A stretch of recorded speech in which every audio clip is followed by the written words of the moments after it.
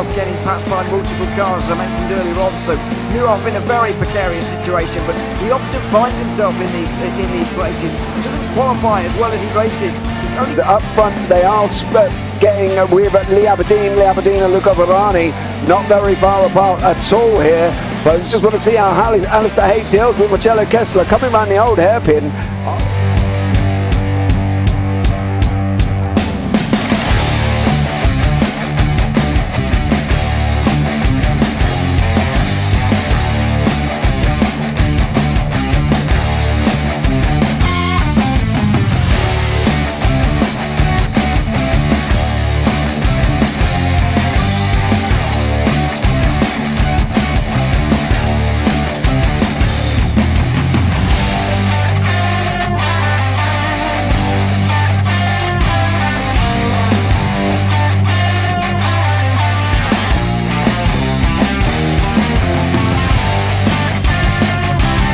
I would say it's not the best decision they've ever made, just not having done that under the safety car, really. Yeah, they're taking their pit stop strategies from Ferrari lately or something. What's going on? In turn one, just too much gas on them, too much feet on the loud pedal, and unfortunately he's dropped him all the way down the order. But Philip Hammer is out in front by an 8.91 seconds.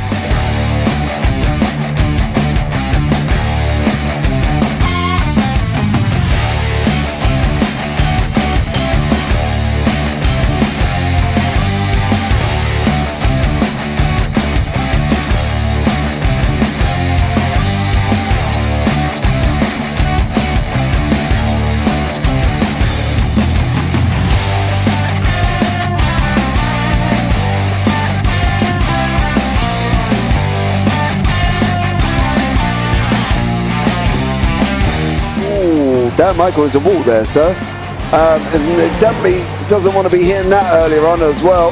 Difficult, the understeer is in the dirty air through that final corner because it's such a long corner and you get dragged off into the grass very easily. He'll have the slipstream down in towards the chicane. Peterson was briefly alongside, but that slipstream has saved him and kept him in third.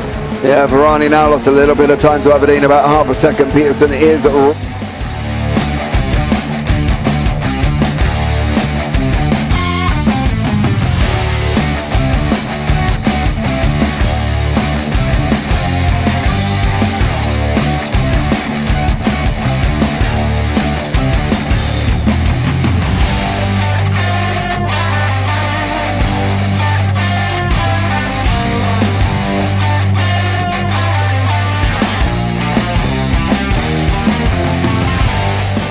Pike's pushed more and forward up ahead. He's got out of line. Is now Pike going to have a go at Werrell? Don't push him off. He's in the championship fight. Jack Werrell chasing down Carl Jacklin. Further down, Rob Williams and Chris Barnes. Sensational run outside line now though for the heavy braking zone.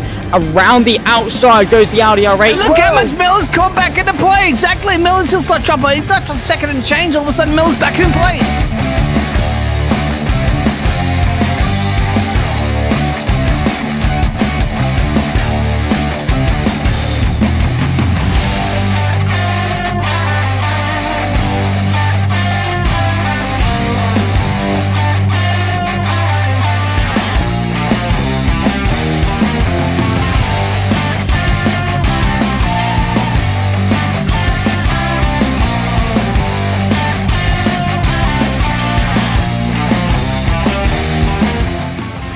Moving on to the back end of Phil Jocelyn. So there's been a lot of movers and shakers in this first 2 laps here for race. Absolutely serious racing league. Everybody's allowed to have fun. Yeah, and it's all about the entertainment. So I hope everybody is enjoying themselves out there in the chat. We know that Ron is been enjoying himself watching. And the Burger King machine's off into the grass a little bit there as they're really bunching up now.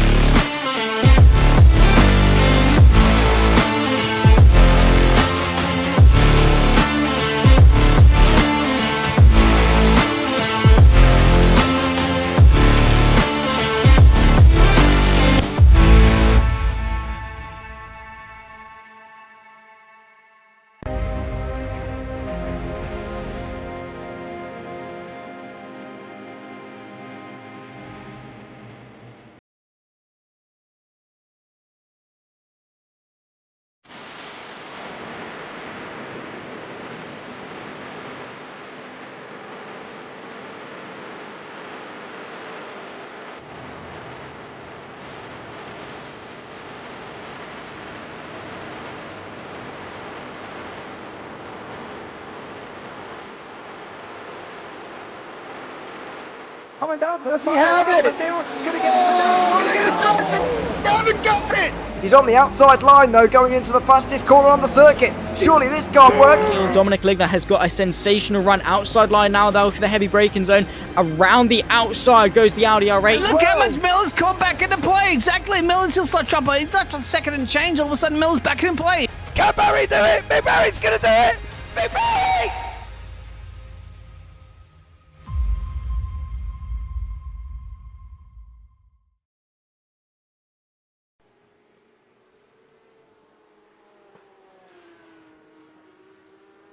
Good evening, ladies and gentlemen. Welcome to the penultimate round of the Porsche Cup Challenge European season. And it's another trip to France. More precisely, smack bang in the middle of Paris and Lyon. We're here at the Circuit de Nevers Magny Cours, which has been around since the 1960s. My name's Alex Goldschmidt, returning back to the commentary box, and really pleased to be working alongside my specialist buddy, my partner in crime. A very good evening, Mr. James Parfitt. How are you, mate? I'm all right, mate. Not too bad at all. How you doing? You all good? I know you're nestled up in a hotel, not far, well, saying not far away from the circuit, but you know, you're pretty far away currently, aren't you? Yeah, I'm about 350 kilometres west of Magny Cours itself in a little place called Val d'Argenton, just having completed some Rotax karting commentary. But we're here for the penultimate two races of what has been an exciting calendar so far. And the drivers are getting into the final throws before we go into timed qualifying ahead of the traditional things. But it's Philip Hammer and Vince Peters that are tied on points coming into this penultimate evening of the competition. Aidan Young, a further 12 points adrift, but still has a chance of wrapping up the ties in the next couple of rounds. Daniel Thomas has had no wins this season. He's fourth, followed by Corey Lazarus, Samuel Sproul, Jordan Strudwick, Jaime Fierro, Spencer Marsh, Torsten Seifert, Misha Berger.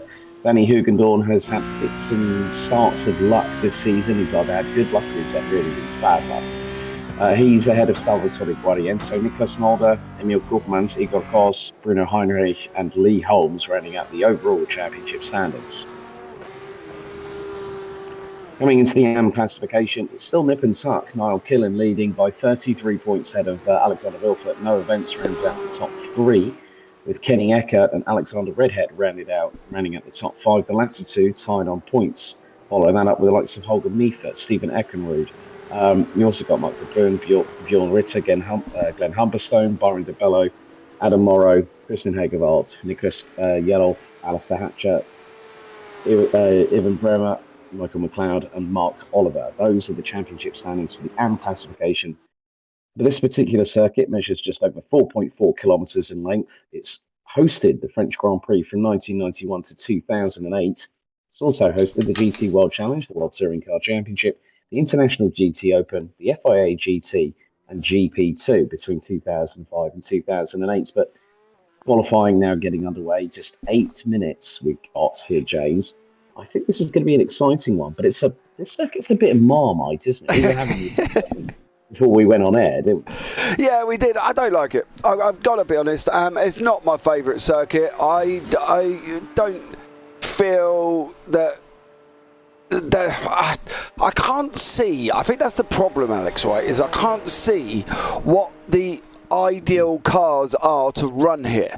You know, I've seen here with MX-5s, I've seen here with GAR86s, I've seen here with TCRs, I've seen here with W12s, I've been here with PCUPs, and I still can't work out what the ideal car is, because it's just a circuit that not everybody likes, and I think that's probably could be reflective of what we've got quite a low turnout here today as well.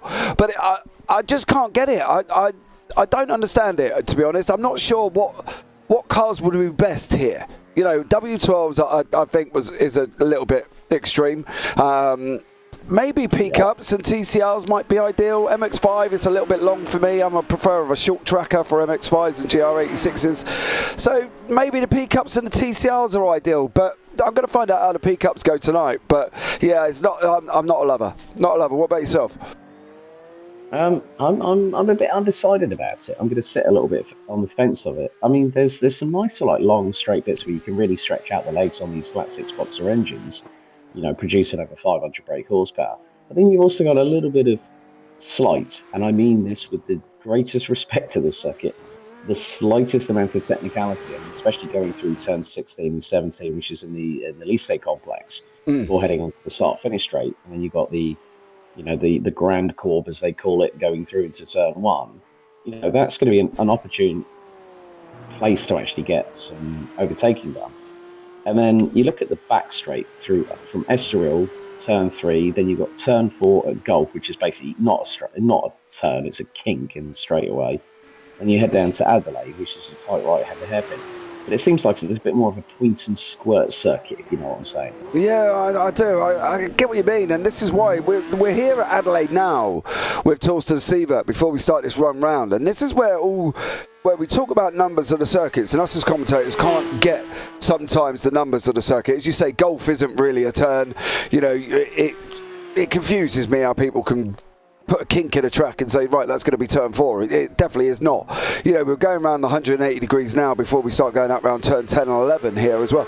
But it just doesn't do it for me. It just doesn't. I find it's very difficult to try and provide close racing. Adelaide is probably one of the main overtaking points, and you might, if you can get a run out of 12 and 13 here, you might get them up to Chateau d'Ur, but you've got to be very, very in it, and it's got to be very definitely facilitated, otherwise it's all just going to go wrong for all of you. And then this run down as well, down into Complex de Leche, it's another thing that you've got to get a good run, otherwise that corner there is going to cause you a deep amount of problems. And then going through here, well, if you're going to try and go too wide, one of you is going to die. It's as easy as that. So I just struggle so hard to realise where, and that track limit out on the left hand side there, we've just seen it with Torsten Sievert, confuses me because it's not actually an off track, but yet you go to the places like Red Bull where you sneeze at a curb and you get an off track. It just confuses me sometimes that it's not consistent with that situation. But as I say, some people might like it, some people not. I'm not all too fond of it. And Phil says you need to get a splinter out of your bum because you've sat on the fence for that long. Well, Phil, you can keep your opinions to yourself on that one, but I like the fact that your analogy saying sneeze and you get an off track. But the lap times are coming in here. Philip Hammer, who's secured 3 pole positions so far this season. He's had 3 wins out of the 20 races he's competed in, 12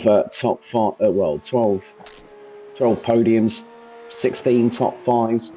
Aidan Young, who's only secured 1 pole position, he's had 3 wins, 9 podiums, 12 top 5s. He's had a fastest lap. But Vince Peters, who I have noticed is not on the timing screen tonight. Now, this could be big news for the championship in the fact that if Philip Hammer goes out there and does the business at this particular point in the championship, Vince Peters' work might be all undone. However, the thing is, the drivers already had their 3 drop scores applied, haven't they? So at Manicure and Long Beach next week, which will be the season finale, they cannot drop scores here. All the drop scores have been taken into consideration, so it is so close. And to be honest with you, I think, looking at how the standings are at the moment, I mean, Daniel Thomas, who has yet to score a pole position this season, is the fastest out there by 2 1,000s as Philip Hammer goes bumping over the curves going through turn 16 and 17 at Complex de Lycée. Lycée is effectively the French for school. Not a great lover of homework. I don't think you were as well, were you, mate? No, mate, I don't. Do you know what? Going into that, about kids at school, it's quite interesting the fact that my son, when I spoke to him about homework, turned around and said, Dad, I spend 7 hours at school. Why have I got to do homework as well? If they can't teach me what I need to do in school, why have I got to do homework? I was like, I can't answer that question, mate. All I know is you've been told to do your homework, so crack on. You know what I mean? Because it is, there's not a lot I can do about that, but I was never fond of homework there as well. Hammer's gone on to pole 138.526. He was flying along quite nicely. Salvatore Guariente is another one who's improving currently at the moment as well. So it's a very pro-am split table at the moment. Mr. Craig, just checking you're working. No, I'm sat here twiddling my thumbs, Craig, to be honest. Alex is doing it all. You know what I mean? But yeah, it's going to be an interesting one here. I'm just not quite sure how it's going to turn out, to be honest. We've got 20 cars on track, Alex, so I don't really know what's going to happen. I think if people aren't careful, it could all go a little bit wrong for them early. Yeah, Phil Straffarelli's done a really good job. He's put it up into P4 ahead of Aidan Young, who's down in 5th. But Philip Hammer is the fastest one out there, 1 minute 38.53. And he's looking to gun for his 4th pole position of the season. So the format, folks, if you might remember, we did have a little bit of a change a couple of weeks ago at the Nürburgring Nordschleife. So I wasn't able to make it because I had other things going on. Drooling over retro cars at Goodwood last week, so my apologies for not being in the booth, guys and girls. But it's a 15-minute sprint, and then we've got a 30-minute feature race, which also features the good old reverse top 8. As the checkered will be out in about 20 seconds. Philip Hammer, pretty much most of the field, apart from Kagan Spark and Emmanuel Ojo, have set lap times, but Aidan Young has only qualified P5, but you look at the split between the top 9 drivers, which has got Ben Pedersen in the 81. They're only covered by 1.5 seconds, and that's it. Checkers out for qualifying. So Philip Hammer now secures his fourth pole position of the season. But you look who's alongside him: Spencer Marsh. You've got Mr. Consistency, Daniel Thomas, behind Philip Hammer in the number 160. Phil Straffarelli, the Canadian driver. Good show from him, 4th place. Aidan Young starts 5th. Alongside him will be Torsten Seifert. Salvatore Guariento and Corey Lazarus ran at the top 8, with Ben Peterson and Niall Killen running at the top 10. Killen is 33 points ahead of Alexander Vilford, who actually starts behind him on the grid. Then you've got Glenn Humberston starting in 12th. Alexander Redhead, who is equal 4th in the championship with Kenny Eckert at the moment. He starts just behind in 13th position. Mark Oliver, Alistair Hatcher complete the top 15. Mike de Bruyn, and then we've got Jason Lyons, Kenny Eckert, Kagan Spark, and Emmanuel Ojo rounding out the 20-strong grid. It's going to be an interesting one here, isn't it? Yeah, definitely. I think this run down into Grande there is going to be exciting. I just hope that people on the inside are a little bit more, should we say, sensible with the people on the outside, because the people on the outside, once they get on the grass, mate, there is no going back. They are going to be spinning around quite happily there as well, because that grass is going to be like ice.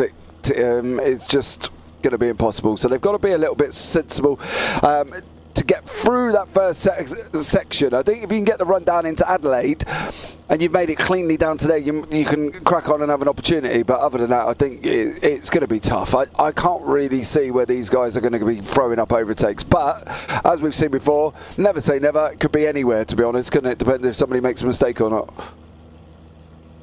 Yeah, as Glenn Humberston and Alistair Hatcher grid up and ready up as we are waiting.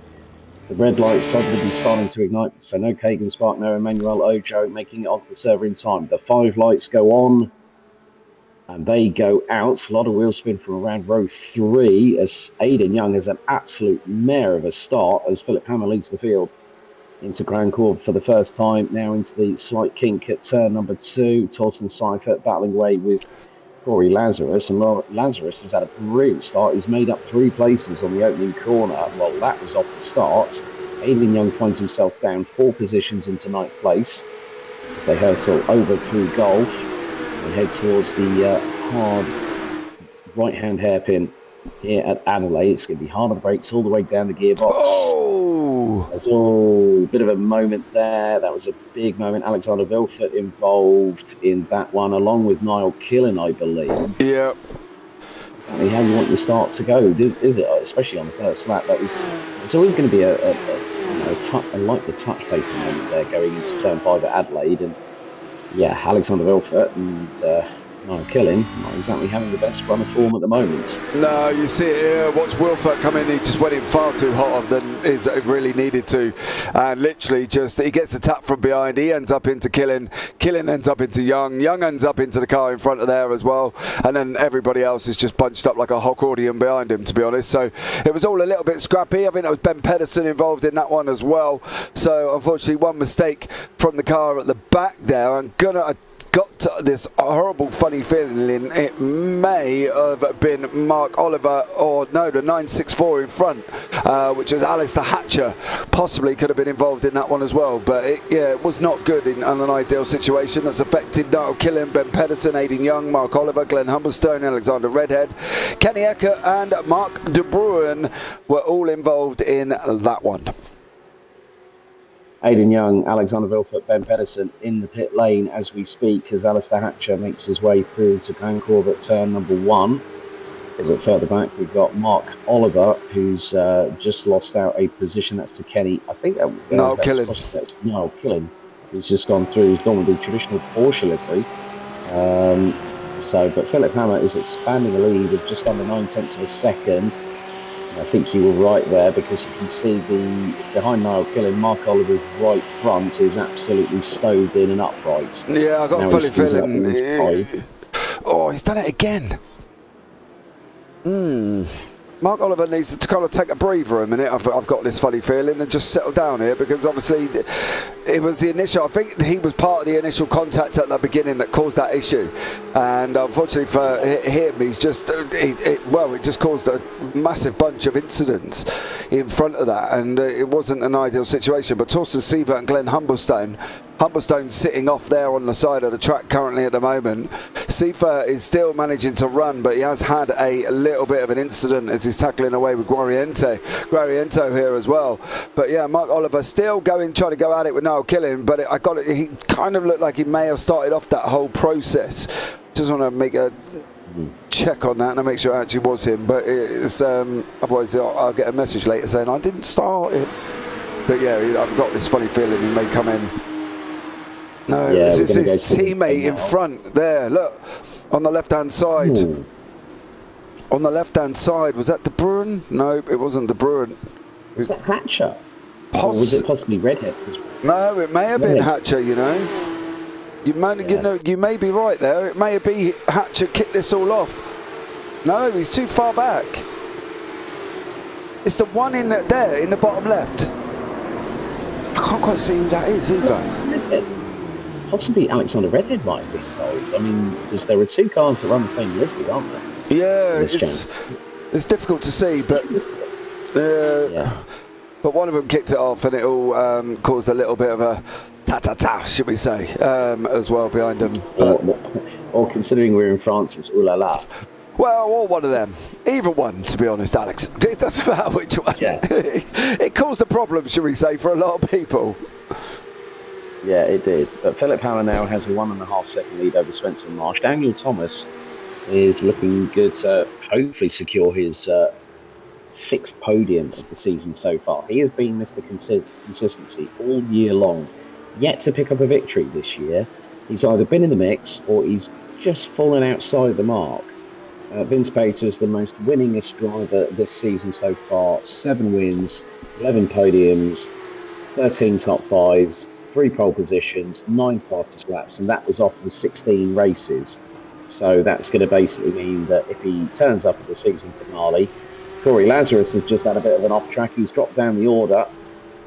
Yeah. He's dropped down behind Torsten Seifert. So we're going to have a look at what happens here. Turns it in, and this is going to be the run into the chicane. He bumps over the curves and he spats him out exit stage right, all code brown, and he taps the barrier with the front end. Yeah, not ideal, but that's the joy of that final chicane, unfortunately, for Corey Lazarus. It's now down the order and going to be struggling there as well. He's sitting down in 9th place at the moment. Niall Killen has got Jason Lyons behind him, and Corey Lazarus in front of him. So it's interesting for Niall Killen there as well. I don't think Killen is actually running that livery. I'm not entirely sure what the situation is and why it hasn't changed there, but as you can see from the bottom left, he has got an anime livery, so I'm not entirely sure why that hasn't changed. The biggest loser of that incident right at the beginning, though, as we can see here, Jason Lyons sending out the inside of Niall Killen down at Adelaide. And almost looks like he got the job done. He has got the job done as well. But Aidan Young, unfortunately for him, the man who's sitting currently third place in the championship and had a great opportunity to go second, is all the way down in 17th place, 5.5 seconds away from Alexander Redhead in front of him, with Alexander Wilfert in front of that as well, who is battling away with Kenny Eckert, who was also tied up into them incident at the beginning as well. So that incident has kind of affected quite a lot of people, young sir, and yeah, one that these guys I'm sure will possibly have a look at later on.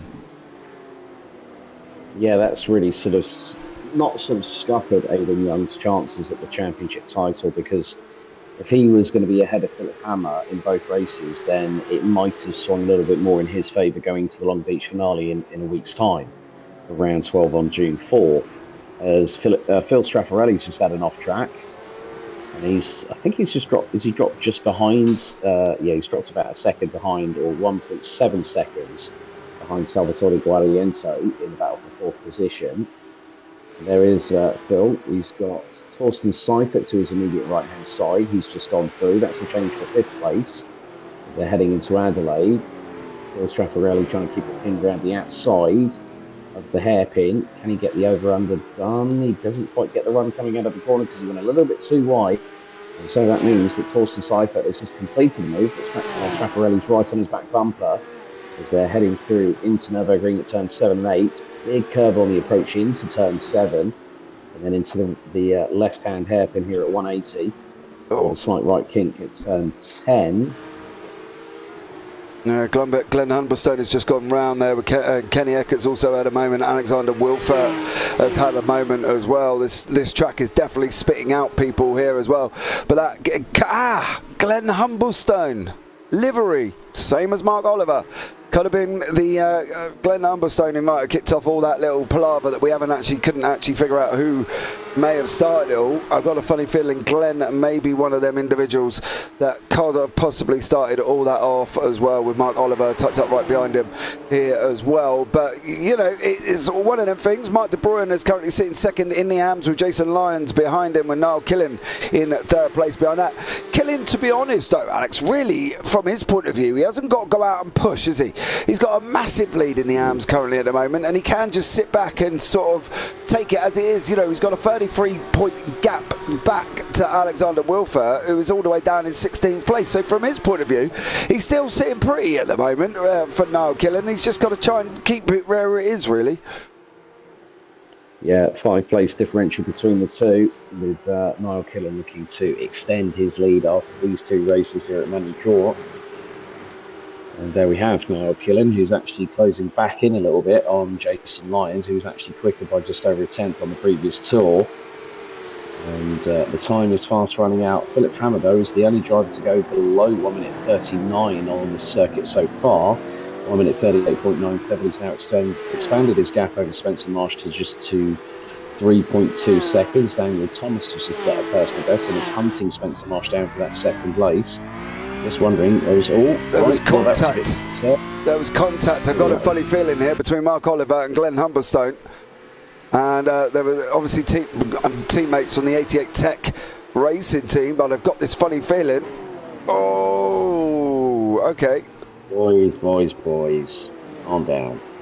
Yeah, Mark Oliver lets Glenn back through again, but first rule of racing, don't take out your teammate, and lucky enough they didn't take each other out, but they did provide some great little door banging. Yeah, on the inside of turn 5 at Adelaide, one of the places where you don't really want to sort of try and send it up the inside and see that they're closing the door and you go, oh dear, this is getting smart. And then the force feedback with your direct drive goes, whoops, it's not what you wanted, was it? No, it's not an ideal scenario for some of these guys. You know, the problem with it all is like anything, right? When you go into a first race, you can get a little bit excited, and you can kick in, you know, the adrenaline, the nerves, and Jacob there in chat. iRacing is just revolting against anime, he put, as it doesn't like Niles Killen's livery as well. But Glenn Humberstone and Mark Oliver both entered into the pit lane together. So whether or not that's a drive-through by the looks of it for both of them already, for Mark Oliver and Glenn Humberstone. So unfortunately it looks like they both hit the penalty limit here as well. Alistair Redhead is trying to defend back from Aidan Young with Alexander Wilfert behind him at the moment, mate. So it's all, getting tricky. Yeah, it's going to be there's going to need to be a little bit more recovery from Aidan Young in the next few moments, because we're 3 minutes and 40 away from the checkered here at Circuit Naval de Magny Cours here in central France. It's a track that's normally occupied by the FFSA GT Championship, which comes here on a regular basis. This track's also hosted Super League Formula, but Aidan Young sends it up the inside through on Alexander Redhead. That was through turn 9 at 180. So he gets through. That's another position. So Aidan Young mounts a bit of damage limitation here in the opening race of the evening. 15-minute sprint race as we head into the final 3 minutes. Philip Hammer, it's hammer time as always for that man in the number 60. He's now 4.4 seconds. Mark de Bruin battling way there. That was with more than like, was that Jason Lyons? Yeah, Jason Lyons. Lyons just sent it up the inside of him, and just got the job done down on the run down into Complex de Leite. So he's just got through there as well. Niall Killen had a little bit of a moment, but I think he was caught up all behind that. He's trying to go up the inside now. Mark de Bruin on that run around Estoril. He's going to get him on the exit there as well. So great move for Killen. Went round the outside. Aidan Young here with Kenny Eckert. Eckert's off and on to that grass area that we talked about. You can't stop it, mate. You've just got to make sure you don't hit the tyres. And he does do. So there we go. Or hit anybody else as you trying to effect a safe rejoin onto that part of the 4.411 kilometre, 2.741 mile circuit. Coming into the last couple of minutes, our leader, Philip Hammer, has done an absolutely sterling job. He's 5 seconds up the road. He's checked out. Alistair Hatcher now has got Corey Lazarus. Corey Lazarus. That's going to be for P7. So Hatcher's going to need to do something pretty sharpish to get through. Philip Hammer's running consistently on a 1 minute 38.78. Spencer Marsh, his gap now, well, that is Daniel Thomas closing in on him. And the biggest thing is, they are both teammates, and Thomas, I think, might get... I'm not too sure if there's been any team discussion between Spencer and Daniel, because they're running with the same crew anyway. And Daniel's in the hunt for the title, so if there's a discussion between Daniel and Spencer Daniel saying, right, okay, I'm a little bit... Well, he was half a second quicker than him on the previous lap, so it might be a case that Spencer might let him through, so it gives Daniel the opportunity to score more points than Aidan Young, thereby bolster his opportunity for not just being maybe third in the championship, but maybe make that second, because with no Vince Peters here, the championship has been sort of thrown into the gauntlet of one Philip Hammer. Yeah, it is, to be honest. Hammer's got this really from Thomas's point of view. I would have thought that Spencer would let him through. Now, I only say that because of obviously the championship standings. So I don't think Thomas is going to have to fight Marsh, but I've got this funny feeling that they should, from his point of view, let him go. Now, will that happen? Well, we're not sure, because it's a funny old game, is this sim racing world. But I would have hoped, because of the standings of where he is, they would have done. Philip Hammer now, this is going to be a really close, as if to where he's going to be, and if he's going to take this white flag. Just 5 seconds remaining, so we are on the white flag lap now. So it is down to Thomas now on the last lap to see if he can get past Marsh.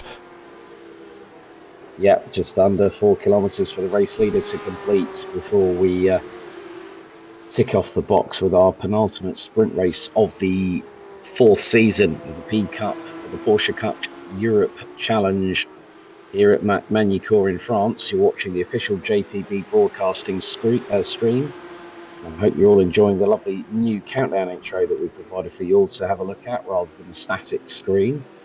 But yeah, I mean, Thomas is probably going to wait until he gets out of Adelaide. You know, he doesn't want to, like we saw with Glenn Humberston and Mark Oliver, banging door panels going into the same complex of the circuit.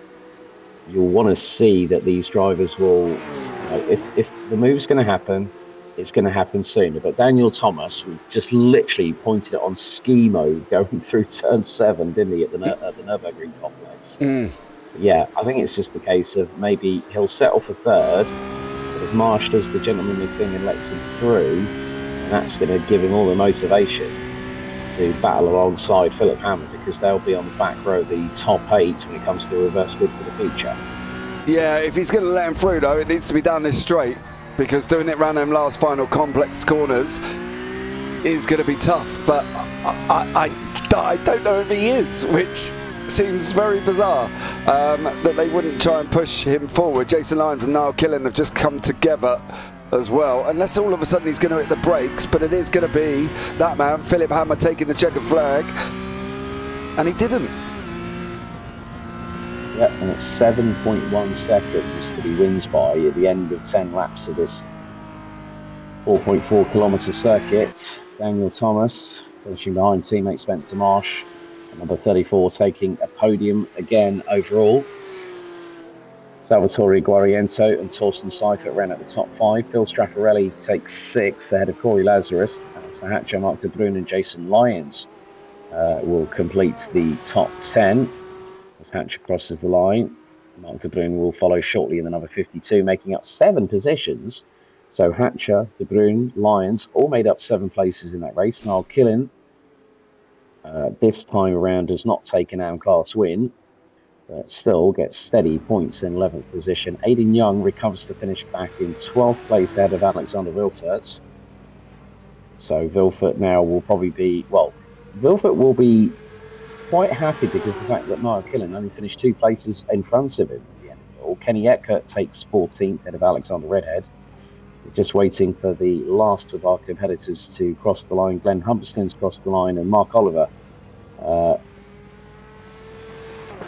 Yeah, that was Glenn Humberstone locking up the rears.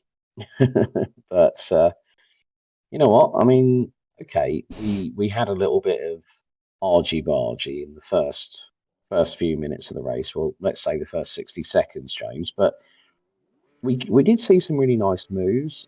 We did see some teamwork happening, and we did see some teamwork not happening, didn't we?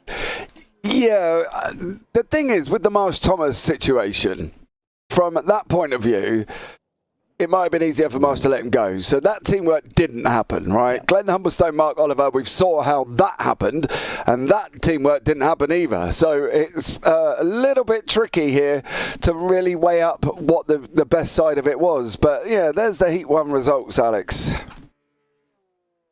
Yeah, so Philip Hammer takes the victory, Spencer Marsh in second, Daniel Thomas, Salvatore Guariento, Torsten Seifert, Phil Straffarelli, Corey Lazarus, Alistair Hatcher, Mark de Bruyn and Jason Lyons ran at the top 10, which means that Alistair Hatcher from 88 Tech Racing Team in the 964 will start from the top 8 reverse grid pole position for the feature race coming up shortly.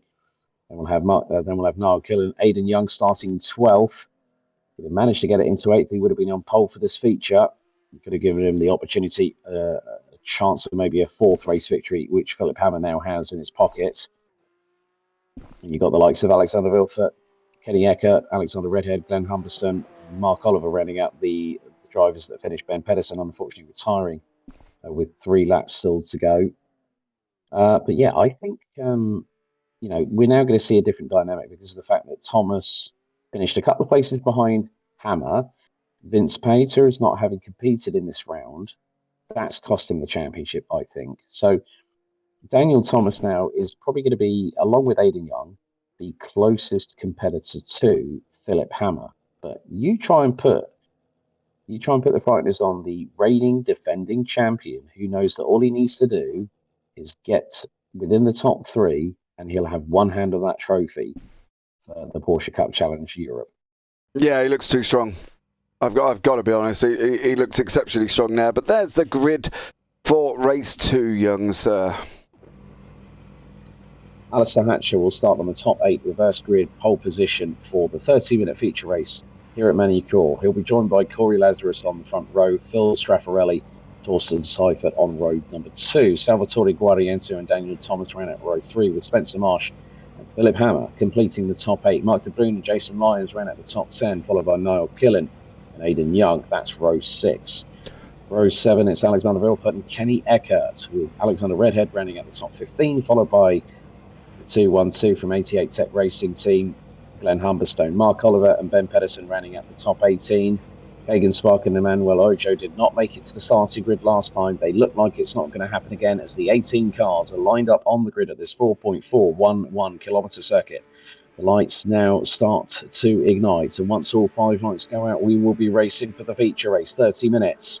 Lights out and away we go. A bit of a loss of wheel spin from Phil Straffarelli as Corey Lazarus goes up stays up the inside of him through into the opening corner. And who was that off track? That was, well, Straffarelli was off the track. Guariento's off the track. March is, and look at that big old havoc. And is that Philip Hammer off?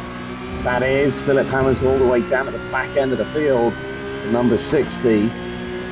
As soon as you're in that lap, that row, that fourth row, you are unfortunately sometimes a little bit of an inadvertent target, and that's exactly what's just happened. Yeah, same. Philip Hammer. It was same in race 1, mate. Spencer Marsh, Salvatore Guariente, Philip Hammer, all involved in that one as well. Straffarelli caught up in it. Humbleston caught up in it. Straffarelli was caught up that much. He's actually jumped straight back to the pits as well. So there was a good old few drivers caught up in that again there as well. And at the moment, well, Aidan Young's point of view, he's sitting in 12th, and Philip Hammer is all the way down at the back gear, tackling away with Salvatore Guariente, while Alistair Atcher has got Corey Lazarus for company out front currently at the moment.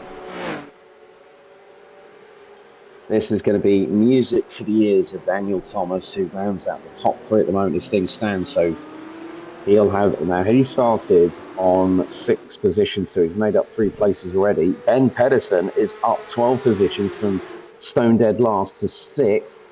Now Corey Lazarus looks up the inside into turn number 15 at the Complex Elysee, and there is Daniel Thomas. He gets through on Alistair Hatcher. So the number 964. Oh no! Big off. And that's caused pandemonium behind as well. We've got someone backwards into the barriers. This has been a chaotic opening slap and a half. You know, they've not even gotten into Estoril, and well, they've not even got to the first corner, and it's just all just kicked off. Hammer's in the pits, Oliver's in the pits, Straffarelli was in the pit lane for 1 minute 27, and now he's not taking any further part. This has just become a race of attrition. It just all just went off on one. Kenny Eckert's has gone off. Jason Lyons has just gone off. And Aidan Young. And that's Adelaide. Yeah. So we're going to see a replay here. This is the last one. Kenny Eckert. Watch Aidan Young get caught. I've got a funny feeling it's going to be an innocent party in this. Yep. He's just locked up. Back end steps out to the right. Yeah. Aidan. This is scrappy. Very, very scrappy. I want to try and have a look. We're going to go and have a look back and see what happened right at the beginning here as well with these guys. This is obviously going round the first corner. He's on the ground. He just went straight on. Yeah. He just went straight on. And then Spencer Marsh just locks up the rear brakes. It spins him around. It catches out Hammer and clobbers into the side of the number 60. Hammer effected a fast repair, so 7.1 seconds in pit road. He's 8.1 seconds behind Kenny Eckert. Daniel, so we're just going to look at this again. Straffarelli just goes straight on, locks up the brakes, and it just catches everyone out. Spencer Marsh was trying to avoid it, and he just turned it. I think he might have booted the loud pedal a little bit too early, trying to just keep out of the way, and it just spun the back axle round. Caught him out big time. Yeah, and here's the one with Seifert coming out the final corner that involved himself, Hatcher, Wilfert and Humblestone. He goes there as well. Humblestone's going round, puts him into it. There's a spinner at the back already.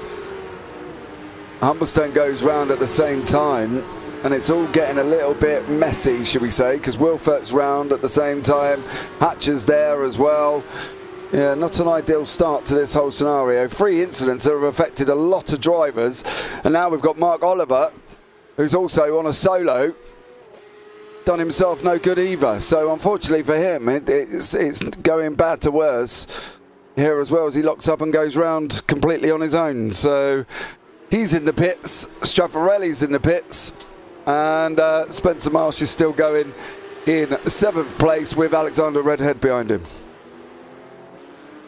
Yeah, the gap between Corey Lazarus and Daniel Thomas. Now, Lazarus has already had a win this season. Daniel Thomas has not. So there is a possibility that this could bring Corey Lazarus into the fray. Now, 35 points is what you get for a victory in the feature race. It's 25 for a race win in the sprint. So this could be quite crucial. And for my reckoning here, James, this could really tighten up the top 5 even closer than what it was coming into this. It was 65 points between the top 5 coming into this round. Yeah, I think from the point of view is it just shows that anything can happen. You know, Hammer dominated race 1, like 7 seconds. Caught up in an instant, and now Lazarus has got an opportunity to close the gap up. You know, Young had that opportunity. He's still got it. He's sitting in 6th at the moment, but him himself has been caught up in incidents as well. So there's still an opportunity for Young to make an impact on Peders, and I think he should be able to get past him going into the last round. But for Lazarus's point of view, he's got a great opportunity to put himself amongst the mix as well. So it could all go off here, and I think after the scores have been set, I think we're going to have a closer finish next week than we're expecting, to be honest. Yeah, exactly, with the fact that Long Beach being a circuit that doesn't really get used that much anymore in terms of sports car action, but has been part of the IndyCar calendar at times. You know, I'm really looking forward to seeing what the Porsche brings to the party. Philip Hammer, no surprise here, now 14th, having started 8th, and has just put in a 1 minute 39.14.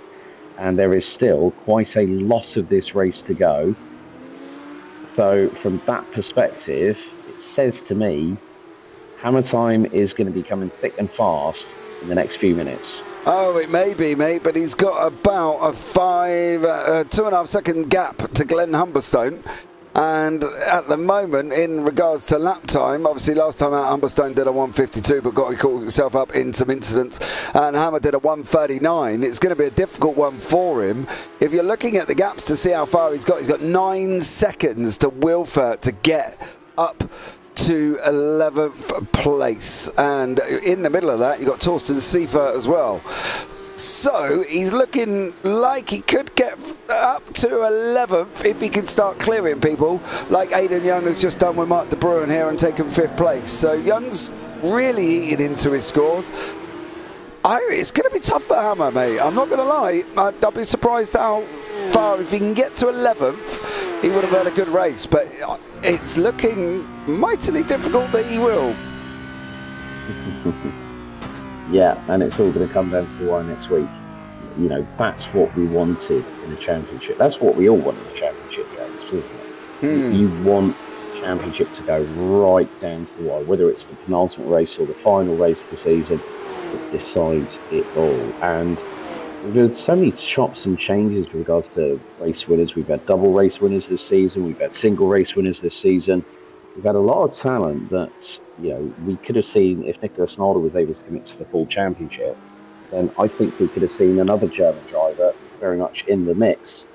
As there is Philip Hammer round the outside. Move there as always from the number 60. Having got past Glenn Humberstone, that is for 13th place as he fires it in to Imler at turns 12 and 13 before the next right-hander, the tight left-hander, which nearly comes back onto itself with all this sort of like Hockenheim-style parabolica before they go into the complex Delise at turns 15, 16 and 17 before crossing the stripe once again. And looking at Torsten Seifert's lap times, I mean, we've got about, 21 minutes to go. And, you know, Philip Hammer, last time around, took a big old chunk of time out of him. He's just taken nearly 1.7 seconds out of him, so the gap's coming down significantly.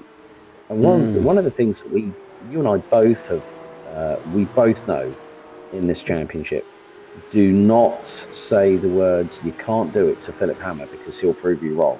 And he's shown that time and time again this season.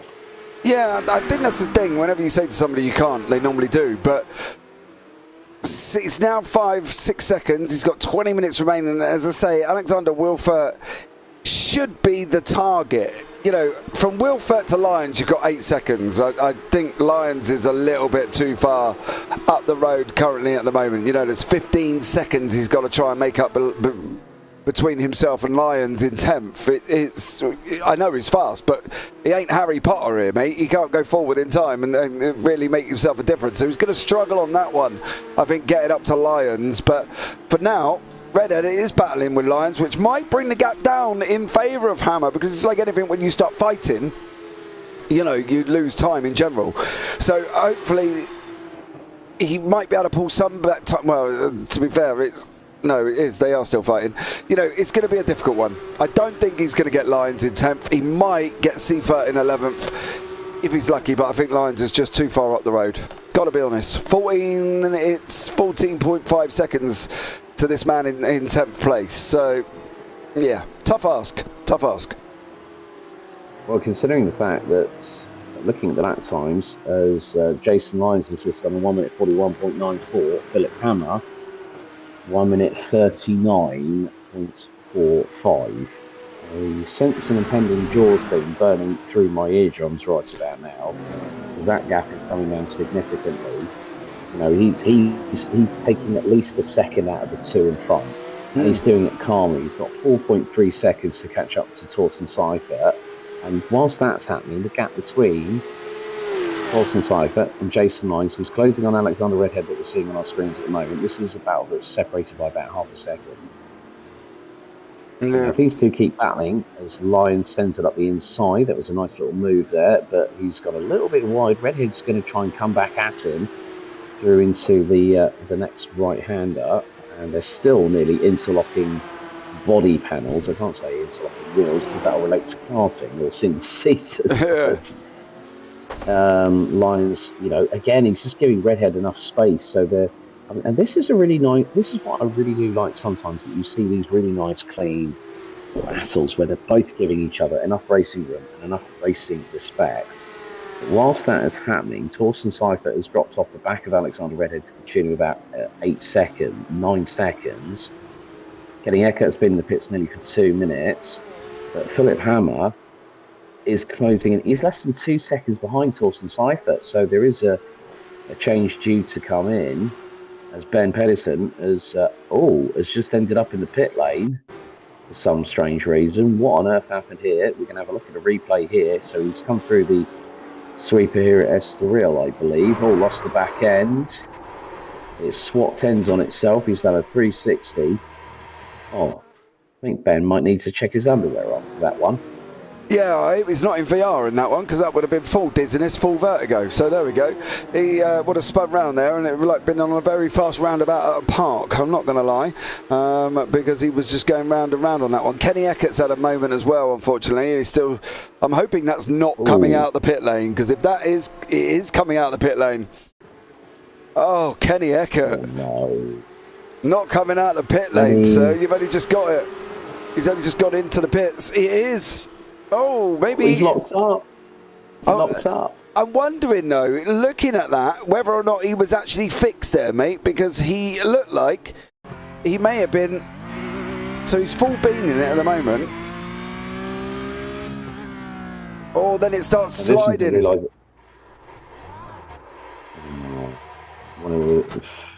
Oh, Kenny. He turned the car left, and it just went right on him, didn't it? Yeah. So to speak. And he was having to counter steer, counterintuitively steer into where the slide was going. So, yeah, it could be the steering's absolutely knackered on that. But now go back to this battle. This is between Philip Hammer and Torsten Seifert. So the gap now is just under half a second.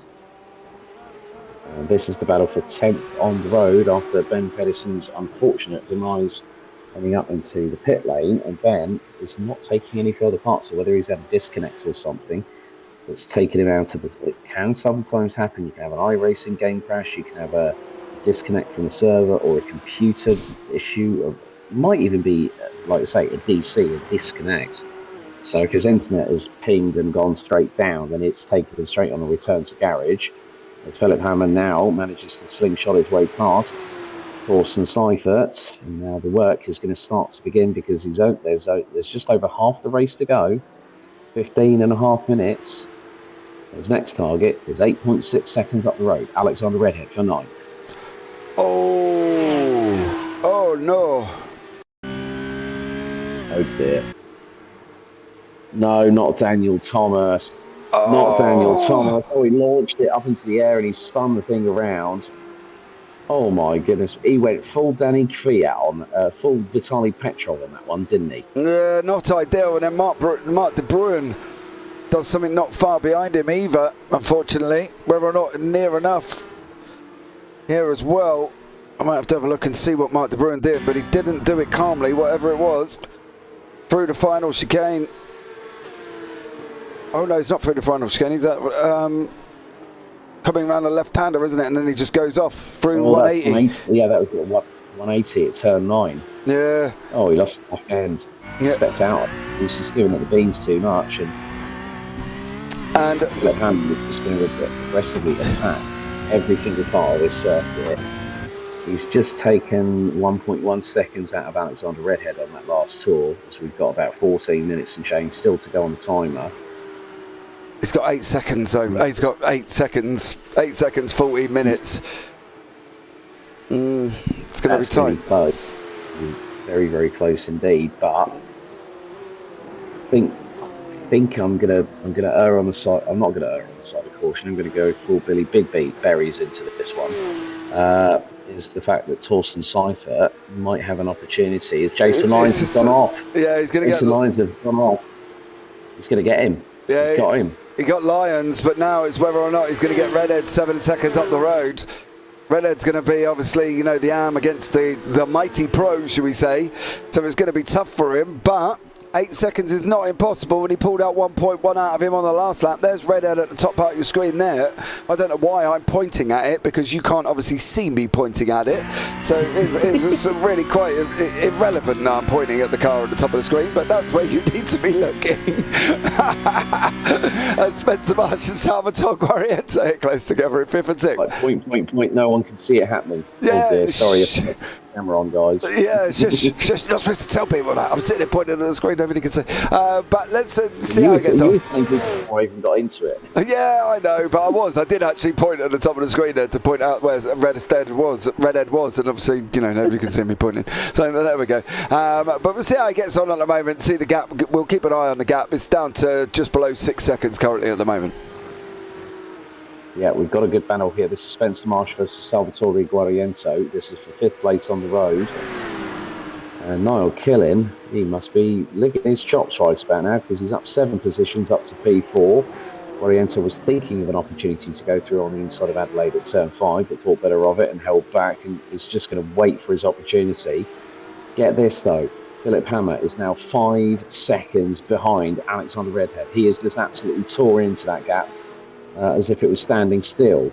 So Philip Hammer is on an absolute mission. He does not want to be satisfied with just 9th. He wants to get as high up the top 8 as he possibly can by the checkered.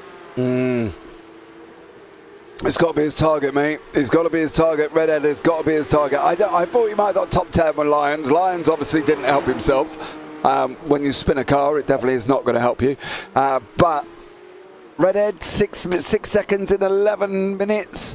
With times of a 1:41.7 for Redhead, 1:39.42, so nearly 2.3 seconds there as well. Kenny Eckert has not done himself any favours today. I think Eckert has literally just called it a day after being involved in so many incidents again here as well, and unfortunately, he's just done it again, and then he jumps back to the pits.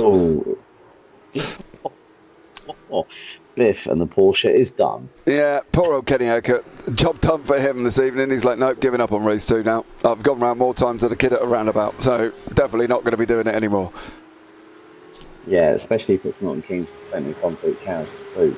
Oh, Philip Hammer now. The interesting thing, I've got to say something to you really quickly. I know it's completely off topic. The interesting thing about Milton Keynes, it was designed by a guy that rides a bicycle.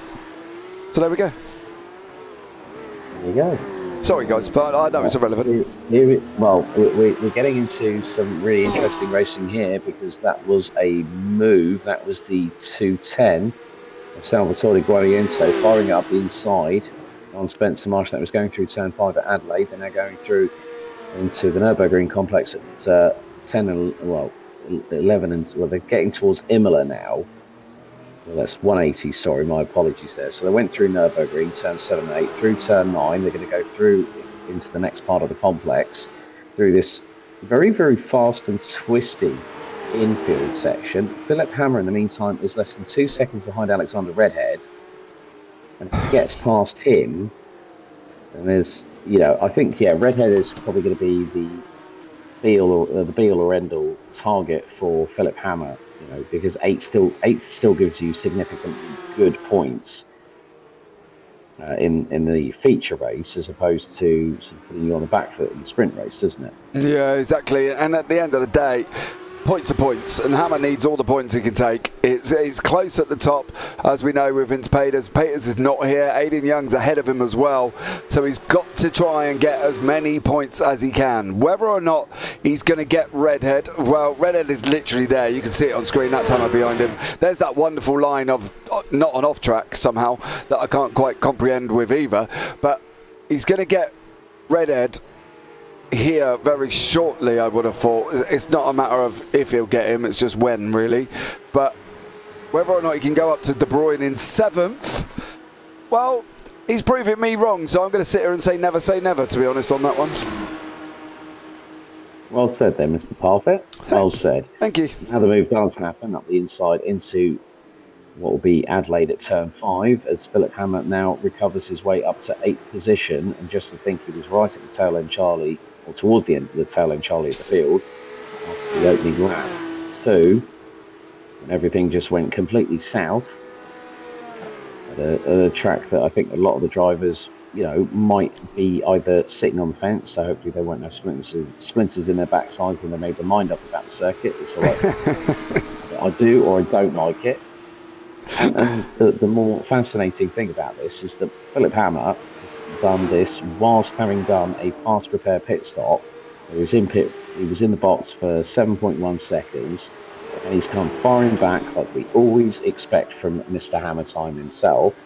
Torsten Seifert, in the meantime, is closing on Jason Myers. That's for the last position in the top 10 overall. But yeah, that time is fast running out, but Corey Lazarus has pulled away from Daniel Thomas and is nearly 7 seconds up the road, and is gunning for his second victory of the season. Daniel Thomas, yet again, is in second place. So, okay, he hasn't got any wins on the board this season, but what you cannot deny is the fact that Daniel Thomas has used this race evening as the perfect showcase of, right, I'm going to make it count now. I'm going to put myself in contention for the title next week at Long Beach. Yeah, and Long Beach.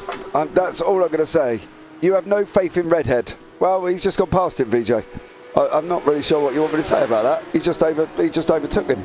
So it seems founded. Yes, it does as well, because Redhead has lost the place to Hammer, and Hammer's moving up. The problem with Long Beach, right, is it's a street circuit. And again, I can't work out what car's going to be best round there, to be honest. I haven't worked that one out either, even at next week's circuit. But there's so many things that can go wrong at Long Beach, and there's so much that can happen. Hammer could lock up going into that tricky turn left-hander at turn 1. There's just a lot involved, and I wouldn't want to be in a PCUP car at Long Beach. I've got to be honest, it does not fill me with excitement at that track. It's a tough circuit for any car, and it's going to be even tougher for these. Yeah, indeed. We are coming down to the dying throes of this race weekend, and for me it's race weekend because I've been on double this one. So we're coming to the final throes of tonight's activities here at Circuit Nevers de Magny, and it's going to be interesting just how, right, you know what you said about never say never. Have a look at the timing screens the distance between Mark de Bruyne and Philip Hammer.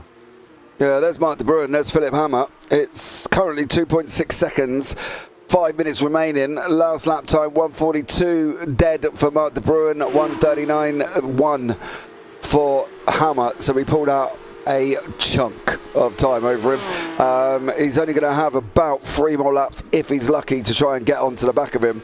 I don't think De Bruyn's going to fight this anyway. He's second currently sitting in class here, Alex. So if Hammer does get onto the back of him, I don't think it's going to be a fight. I think it's going to be, you know, a one that De Bruyn's just going to say, go, you've pulled out chunks over me, take it. Because I'm still second in class, so that's all I want, really. Yeah, definitely. So it's been a pretty standout performance by one driver at the sharp end of the field in the form of Corey Lazarus. He's 7.25 seconds ahead of Daniel Thomas, who has been has already just shown his consistency. Aidan Young back into the title fight. Philip Hammer is exercising damage limitation, but it looks even more fastidious that he's going to be 7th by the checkered because he's less than 7 tenths. He's just taken a whopping 2.3 seconds out of Mark De Bruyn on that last lap alone. Gap now down to 6.5 tenths. Oh, it's even closer than that now. Half a second. Just broke the half a second barrier as well. So again, it's not a matter of if he's going to get past, it's when he's going to come through, to be honest. And as I say, from De Bruyn's point of view, I think it would be crazy to put yourself in a situation to fight this. You're sitting second in class. He's just pulled out nearly 6 seconds out of you. You've got to realise that clearly he's quicker.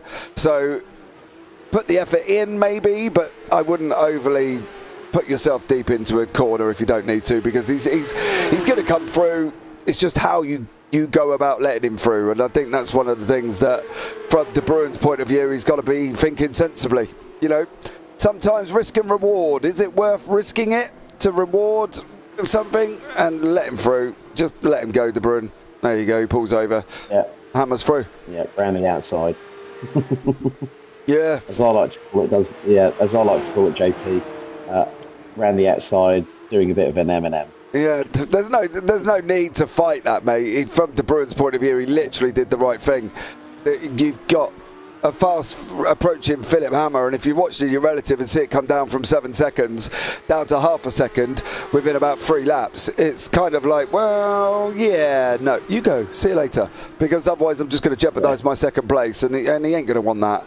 So Hammer's through there as well. Jason Lyons is slowly getting onto the back of Torsten Sievert. He's just broke the second barrier now after closing the gap over the last couple of laps. Lyons, of course, got himself caught up in his own little spin as well, which lost him the 10th place that he was in earlier on, and obviously to Hammer, who took it off in there as well. Gaps back out at 1.3. Seems like Sievert can hold on through the final sector. They're going to have one more here as well, as your leader, Corey Lazarus, who we haven't really focused on here at all, to be honest, from the Blackout Solutions, obviously the guys that are sponsoring today as well. So if you've got any problems down in Brisbane in Australia with your electrical solutions, give them a shout, because they will be able to help you out as well. All links down in the description below. But he's just gone about his business. He's done everything he needed to, Alex. It's like anything. He's gone out, he's taken the run from the front, and he's just pulled away. Didn't even get himself caught up with anything. Yeah, and it's going to put him on course for his second win of the season so far. It's been an absolutely enthralling drive. I mean, it's just once you're in that position of being able to be at the front of the field, as I think what the time is saying at the moment, James. I'm trying to remember now. I'm trying to look at the moment. I think we've probably got a couple of laps left, haven't we, until the checkers? Yeah, I think he's just crossed at 1:38. It wasn't the final lap waving, so there's going to be one more. So he's going to have this one and one more. He's just crossed right on the threshold of the white flag, and it wasn't waving at the moment he come out. So, yeah, there's going to be this one and one more. So Lazarus makes his way down to Adelaide at turn number 5 for what's going to be the penultimate time. We're on lap number 18 out of what could be a possible 19 laps. So as soon as we see the white flags come up at the top of the timing tower on the left-hand side of your screen, that is going to be the last tour of this 4.411 kilometre circuit. Title fight is going to go down to the wire next week at Long Beach. Niall Killin, looking from this perspective, Alexander Vilfort has only finished 16th, and he actually retired after 5 laps. So Niall Killin has got one hand on that AM Championship title here in the Porsche Cup Challenge Europe. heading into Long Beach next week. And that, I think Niall Killen, he's just got to finish both races and he's wrapped it up, hasn't he? I wouldn't be surprised if he's done it after race 1, to be honest. I wouldn't be surprised if it's mathematically impossible for Alexander Wilford to catch him after this race.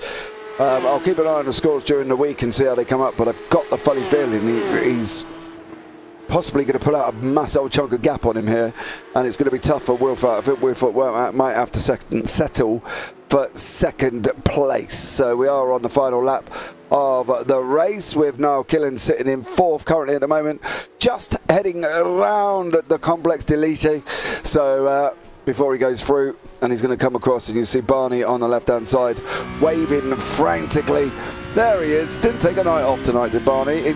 He was quite interested in Nords last week. Barney didn't really appear, so he decided. No, he didn't really. No, he decided to have a night off and was like, no, I'm not going to wave today, so you're lot on your own. But I think that's the only thing with that circuit, actually. There must be a glitch on that one, because he never does appear on any forms of the format of the Nürburgring. But there we go, it is what it is. And these guys coming around to start their final lap, while our leader is all the way around 180 currently at the moment, going to start weaving his way through 10 and 11 for the final time before he goes down into Imola of 12 and 13.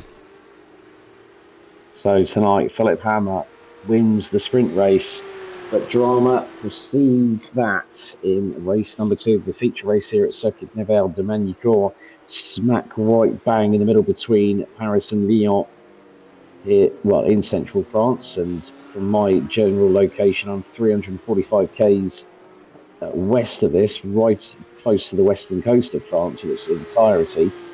But it has been a pretty dominant display, and once they say the optimum word, those words that officially come through as you haven't been concentrating much on the leader, you've done a pretty good job. As he comes across the line, Corey Lazarus takes his 2nd win of the season, punches his ticket right back into title contention at the Long Beach finale next week. Daniel Thomas, 2 second places tonight.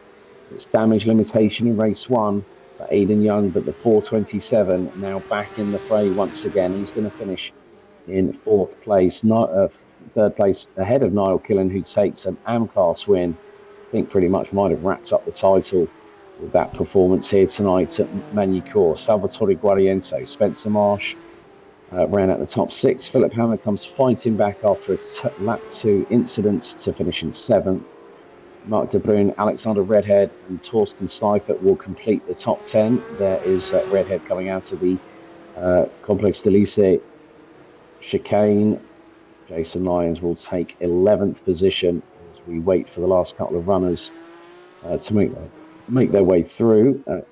Glenn Humberstone and Alistair Hatcher will be the last of the classified finishers in this race. There is Humberstone is in his own right making his way into the Complex d'Elysée. Alistair Hatcher won't be that far behind. Humberstone bumps through the chicane at turns 16 and 17. Across the line he goes, and Alistair Hatcher will now cross the line after the chicane for one final time. On lap 10, we lost Kenny Eckert. Lap 7, Ben Pedersen, Alexander Wilford on lap 5, Mark Oliver on lap 2, and Phil Straffarelli out on the opening lap after that nasty early incident that saw him go straight on. So there are your results. Corey Lazarus wins ahead of Daniel Thomas, Aidan Young, Niall Killen, Salvatore Guariento running at the top 5. Spencer Marsh, Philip Hammer, Mark de Bruyn, Alexander Redhead and Torsten Seifert complete the top 10. The last of the classified finishers, Jason Lyons, Glenn Humberstone, Alistair Hatcher, Kenny Eckert, Ben Pedersen, Alexander Wilford, Mark Oliver and Phil Straffarelli, unfortunately DNFing in this race. We did have Kagan Spark and Emmanuel Ojo due to join, but no sort of showings from both drivers. But that really rounds out what has been an exciting, in many respects, and dramatic 11th round, the penultimate round of the 4th season of the Porsche Cup Challenge European Series. And a big thank you once again to Blackout Electrical Solutions, who are based in Brisbane in Australia, serving the southeast Queensland area. They're electricians specialising in commercial and industrial renovations and fit-outs, power systems analysis, and switchboard replacements. So that's it from us here on JP Broadcasting with myself, Alex Goldschmidt, and James Parfitt. being your duo in the commentary box. And a big shout out to you, JP, for doing an absolutely stellar job on the cameras, as always, mate. Thank you very much, mate. It was, it was quite exciting to pick up all the bits. We see Corey Lazarus just burning out on the start-finish straight. Absolutely stellar job from him, of course, the race 2 winner. On to Long Beach. Going to be tough. Championship points are going to be close. Going to be a lot on the line, sir. Yep, indeed. The overall title still up for grabs. Philip Ahammer wins one race tonight, recovers to finish in 7th as the line lock has been engaged on Corey Lazarus's Porsche on the start-finish straight here at Circuit Manicure. And a big thank you to you all for watching. Tune in next week where we will crown our Season 4 champions here for the Porsche Cup Challenge European Series. Don't forget the final round of the current season for the Global and Americas is this coming Thursday. Until next time, keep it pinned, stay safe, and thanks for watching. Good night.